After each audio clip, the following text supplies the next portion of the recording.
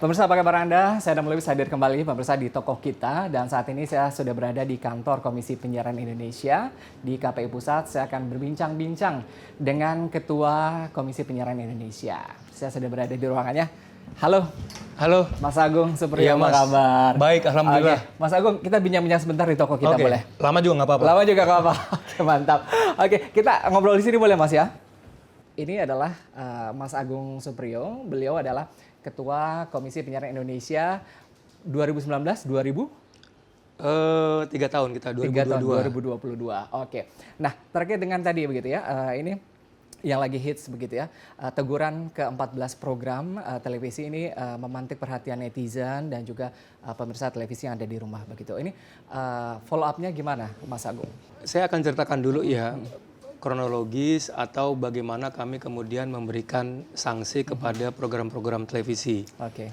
Kami diamanahkan oleh undang-undang untuk membuat P3 dan SPS, pedoman perilaku penyiaran dan standar program siaran. Atau ya semacam batasan-batasan lah. Misalnya di dalamnya ada pornografi, dilarang pornografi. Kemudian kekerasan, sejauh mana kemudian kekerasan itu dapat ditolerir di televisi ataupun di radio. Nah, lalu kemudian ada juga jam tayang. Jadi kalau misalnya ada kekerasan yang sebetulnya bisa ditolerir di jam 10 ke atas, 10 malam ke atas, tapi ditayangkan pada jam tayang anak, nah itu kita berikan sanksi. Nah, P3 SPS kami itu produk tahun 2012. Nah, lalu kami mempunyai tim pemantau. Tim pemantau kami bekerja 24 jam. Jadi kalau ada 16 televisi berjaringan, itu maka 16 dikali 4. Jadi satu TV itu ada 4 pemantau yang shift ya per 6 jam selama 24 jam. Nah, tim pemantau kami itu memantau tayangan-tayangan sesuai dengan P3 dan SPS tadi. Nah, kalau kemudian ada tayangan yang berpotensi melanggar, mereka melakukan tagging atau penandaan. Jadi kami sudah membuat sistem di mana pemantau dimudahkan untuk tagging, tidak lagi mencatat. Jadi pada jam sekian sampai jam sekian, atau menit sekian sampai menit kesekian, ini berpotensi melanggar P3 dan SPS. Nah, lalu berjenjang tuh, ada tim pemantau, ada tim ahli, ada tim visual data, lalu ke meja komisioner. Nah, komisioner itu bertindak atas dasar undang-undang dan ada kebijaksanaan dari komisioner. Ada 9 orang komisioner, lalu kemudian memeriksa tayangan dari tim ahli, tim pemantau, tim visual data. Lalu kami kemudian bersepakat untuk memberikan sanksi terhadap beberapa program siaran yang tadi Anda sebutkan. Ya, ada yang kami hentikan sementara, ada yang kami tegur. Ya, teguran itu merupakan sanksi yang paling rendah di dalam P3 SPS.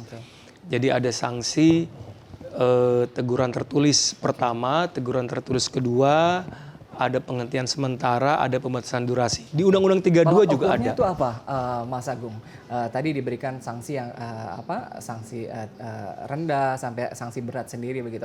Ini tolak ukurnya apa? Apakah dari kontennya tadi atau jam siarannya seperti apa? Iya. Yang pertama itu sejauh mana mereka atau program siaran itu melanggar banyak pasal. Ya, jadi kalau kemudian pasalnya itu banyak yang dilanggar, maka mau nggak mau sanksinya mungkin tidak hanya teguran.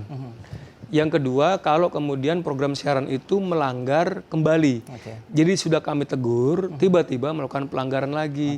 Tentunya sanksinya lebih daripada sanksi yang kami berikan pertama kali. Jadi berjenjang begitu. Baik. Ini kan tadi tegurannya 5 September ya kalau nggak salah ya, sekitar itu. Nah, itu follow up-nya gimana, Mas Agung? Iya.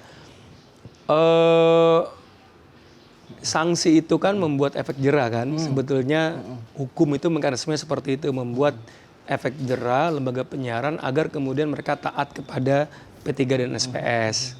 Nah, kami berharap memang ke depan tidak ada lagi pelanggaran serupa pada program siaran yang sama. Itu yang pertama. Yang kedua, Ya, kami juga melakukan pendekatan. Kami panggil atau kami kemudian ke lembaga penyiarannya untuk kemudian melakukan hal-hal yang sifatnya preventif. Jadi persamaan persepsi. Oke. Karena perlu diketahui bahwa lembaga penyiaran, televisi dan radio itu adalah aspek yang dinamis.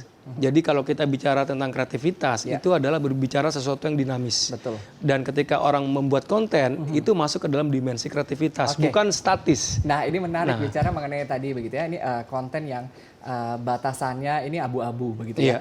Kadang masyarakat bertanya-tanya begitu ya, terutama netizen gitu. Karena dari teguran 14 program ini, pemirsa, ini kabarnya sempat muncul nih, saya sempat baca begitu kan, menjadi hits trending topic begitu ya.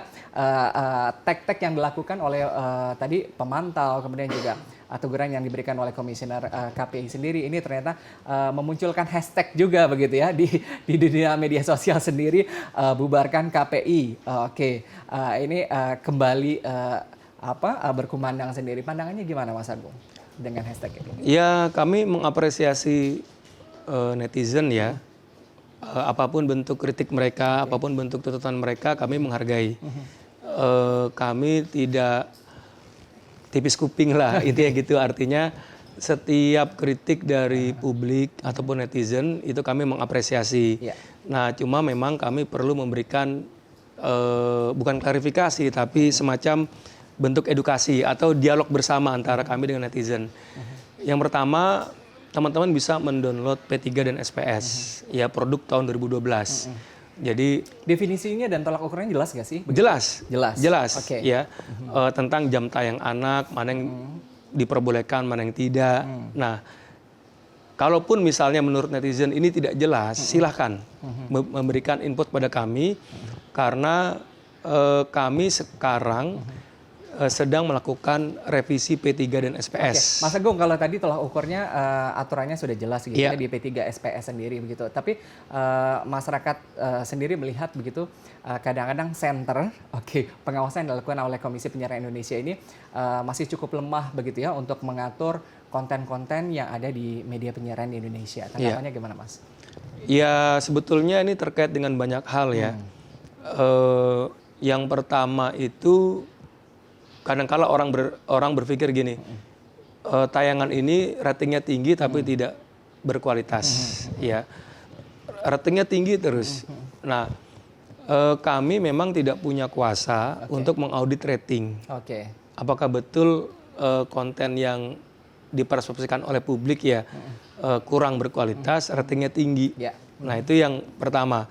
Maka kami berharap di rancangan undang-undang penyiaran yang sekarang sedang digodok oleh DPR, kami diberikan otoritas untuk bisa mengaudit rating. Ya, mengaudit rating.